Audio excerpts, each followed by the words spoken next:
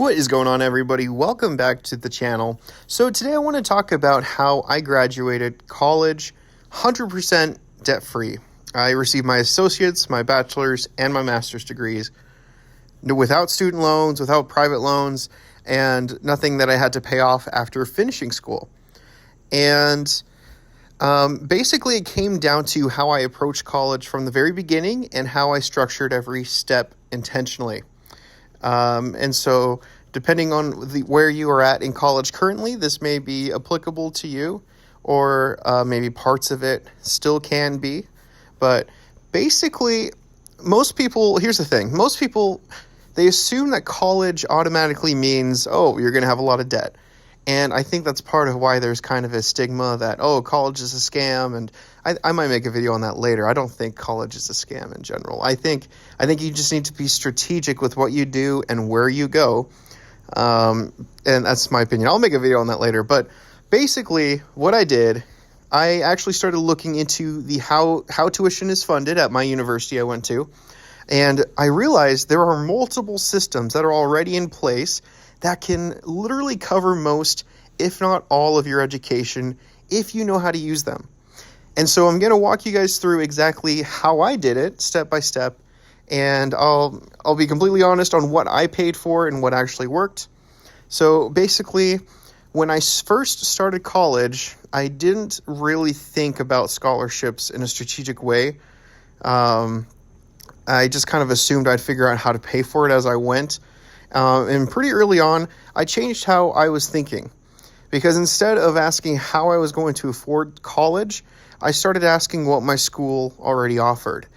Because basically for my university specifically, I learned that there were a lot of internal scholarships that they had available. And there's a lot of universities out there with these internal scholarships that most students don't even fully understand or take advantage of. And so I spent a lot of time actually researching my specific university. And, I wasn't looking at just general scholarship websites like those third-party ones you see occasionally. I was literally on my school's website looking at what my school rewarded to their students internally, scholarship-wise.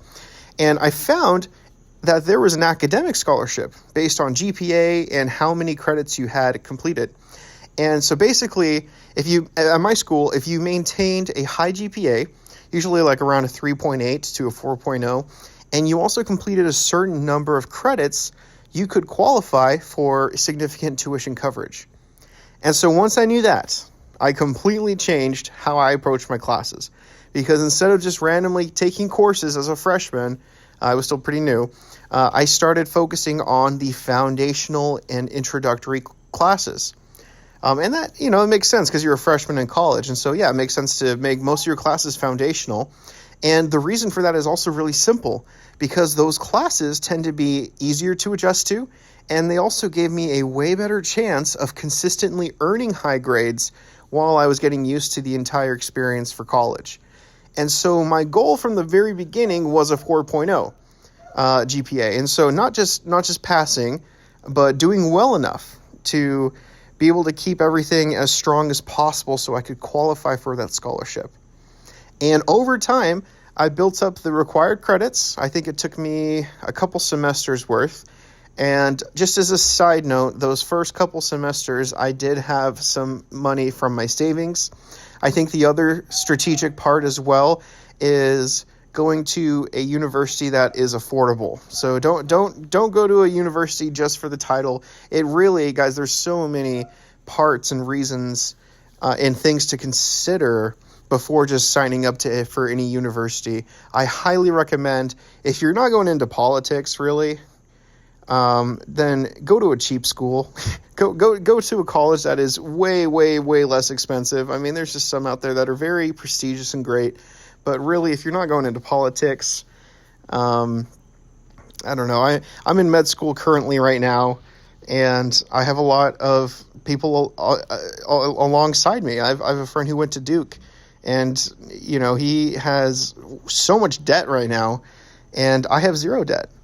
Well, besides med school right now. But basically, we're both in the exact same spot, except one of us has almost $100,000 worth of debt from undergrad. And so anyway, so you can just be very strategic about this, is kind of my point. And so my very first thing is to make sure to try your very, very hardest to go to an affordable college. And that's going to depend on your goals and kind of how you want to navigate that. But anyways, going back. So after a couple of my freshman year semesters, I built up the required credits. I kept my GPA to 4.0. And eventually I was able to apply for the academic scholarship, and I was awarded a full ride tuition. And that covered my associate's degree and my bachelor's degree. And what really changed for me wasn't like just the money side of things. It was also time. Because here was something that was a huge benefit for me. It's because I wasn't constantly working just to pay for my tuition. I could actually focus way more on school. And so I had more mental space, I had more time to study, and I was able to maintain my grades without being stretched too thin. And so looking back, it was really one of my biggest advantages to keep my grades up. Like not just the financial coverage itself, but also what it allowed me to do, like to be able to focus in school. And so that's how I graduated with my associates and my bachelor's completely debt-free, was being very strategic at the start with going to an affordable college, and then being able to strategically take these freshman college credits to get really good grades, and then using that high GPA to apply for the scholarships from my university. So now we're switching gears into my master's degree. And for that one, I used a completely different strategy. Because at that point, I already knew I didn't want to take out loans at all. And so I kind of went back to the computer. I did so much research.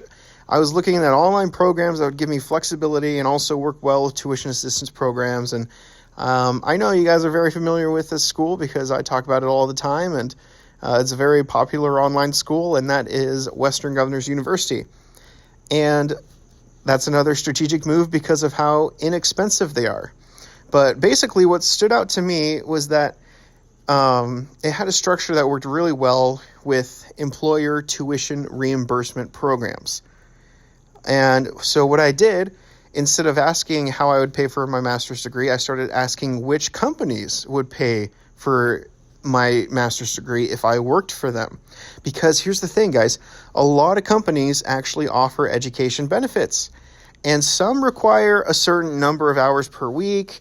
They require you to work there for a period of time before you qualify. But really, guys, my point is that those programs exist, and they are super worth it. And so at the time, I found out that KFC, of all places, Kentucky Fried Chicken, they had a program through their foundation that covered tuition for all employees enrolled in any degree programs at Western Governors University. It didn't matter how many hours you worked per week. It was as long as you were listed as an employee and working. And really, I thought that was the most appealing. I saw other companies out there too, like Amazon and Starbucks. They had a very similar format, except I know that they did require like a certain amount of hours to work and things like that, a certain amount of time as an employee. But if you guys are already working at Amazon and Starbucks right now, and you haven't really considered the possible tuition benefits, definitely look into that. But for me, I made my decision. I applied for a job at my local Kentucky Fried Chicken, and I got hired. And so basically, it was one of my most favorite jobs because I was working in the back. I was doing regular restaurant work. It was finger-licking awesome. But basically, at the same time, I was also enrolled in my master's program. And through that structure, my tuition was completely covered. And so at that point, my associate's degree, my bachelor's, and my master's were all completed without any student loan debt. Now, I do want to be honest about something important here, because some of these specific programs, like the KFC partnership that I used, it has changed over time. They did update that recently, and it doesn't exist in the same format that I used. And so I'm not saying this is a guaranteed path that you can copy exactly what I did.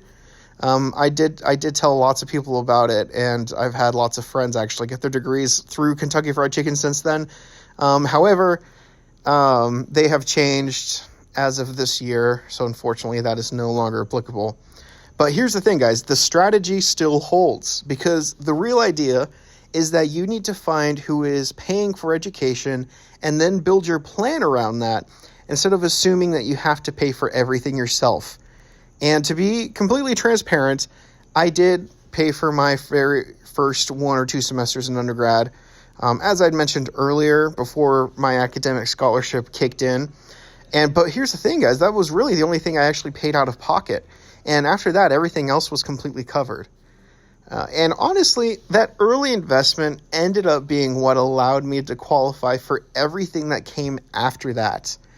And so if I had to simplify everything, it would be that most people start college thinking about the loans, whereas instead you should be thinking about the systems. Think about the scholarships from your actual university.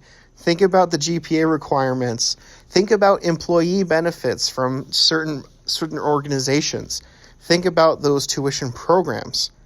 And if you build your education around those systems instead of these student loans, you can be very strategic with college. And that is really what makes the difference. And if you've had experience with scholarships or tuition reimbursement programs, I would love to hear what worked for you, because I know there's just a lot of different paths out there that most people have never even heard about. And so, because what basically my priorities when it comes to trying to get these benefits is, number one, of course, find a cheaper university. Number two, look at the university's specific scholarships that they offer internally, mainly like the academic ones, things like that. And then after that, look for companies that will pay for your tuition, for tuition reimbursement. And then I would put probably at the bottom of the list, like apply for third-party scholarships after that. Like if all those other layers just don't work out for you, then yeah, you can go onto those third-party websites and apply for scholarships. Like I said, I have never had any luck with those. I mean, maybe I'm just not that interesting of a person, but basically, yeah, that's kind of my experience overall of how I was able to earn these degrees completely debt-free. And so if you guys have any questions, or you are interested in more insights or want some more tips, definitely please let me know, because I think it's so important to keep college just accessible for everybody who wants to pursue education. And so, yeah, I might do some videos in the future regarding more detailed approaches, things like that. But yeah, if you guys have any questions or comments, definitely leave them in the comment section below. I hope this was beneficial for you, especially I think it's most beneficial for those who are just starting out, but there are still definitely some really unique things that you can take from my experience, and I hope that it is helpful to you. So that's